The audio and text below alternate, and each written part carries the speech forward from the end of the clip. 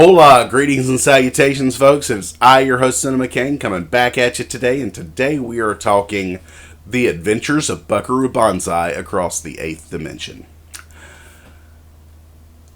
Way back when I first started this channel, I did a trailer for the channel where I talked about all the various movies and TV shows and whatnot that I would be talking about. Well, one of the things I mentioned was talking about obscure cult movies like The Adventures of Buckaroo Banzai Across the Eighth Dimension.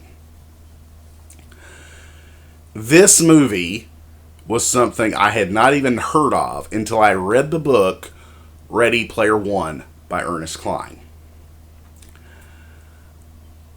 Once I saw the film, I immediately went, oh my God, how has this eluded me for all these years? It is the perfect example of a cult film, in my opinion.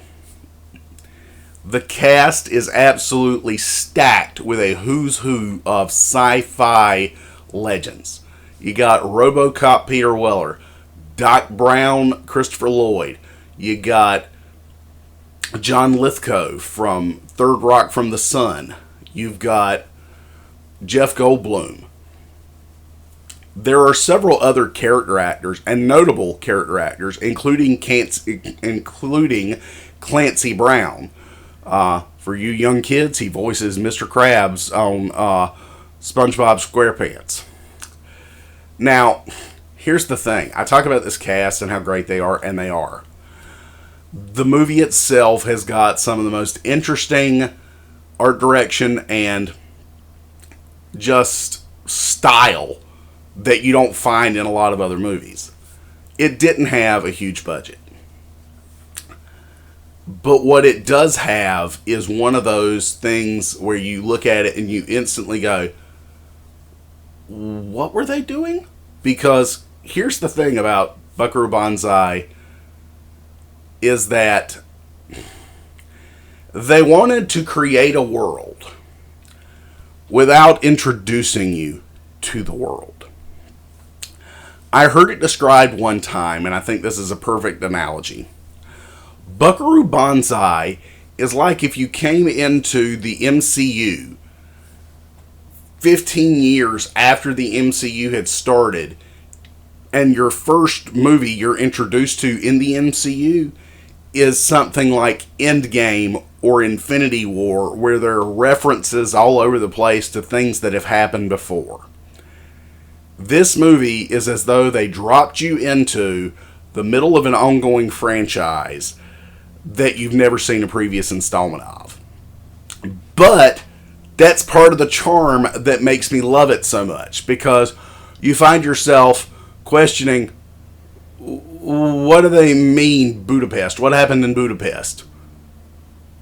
Or you find yourself going, wait, who's that character that they just alluded to? What's that inside joke I'm obviously not getting that they're laughing at? Now, on top of all of this, Buckaroo Banzai is a character who is a neurosurgeon, a rocket scientist, and I feel like I'm missing something else, but he's also the lead guitarist in his band, the Hong Kong Cavaliers. His proteges have names like Dusty and Perfect Tommy, and it is without a doubt one of the most bonkers and out there concepts for a movie I've ever seen, and I absolutely love it and cannot recommend it highly enough. If you've never seen The Adventures of Buckaroo Banzai Across the Eighth Dimension, I highly recommend you check it out.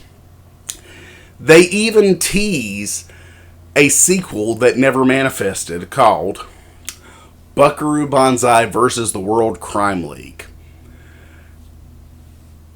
My favorite bit of this movie is actually the way that they do the end credits. You can look up a clip of that right now on YouTube, and if that alone doesn't intrigue you, I don't know what will, because the way that they do the end credits, which is a sequence done in the LA Reservoir. I can't really describe it. It's so cool. It's so cool. I love this movie. Totally check it out. I'm your host, Cinema Kane.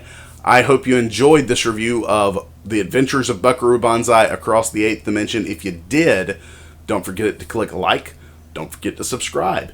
Don't forget to click that bell notification so you know every time Cinema Kane has another video uploaded. And don't forget to share this on all your social media platforms in an effort to help me grow the channel. And I'll see you next time at the video store.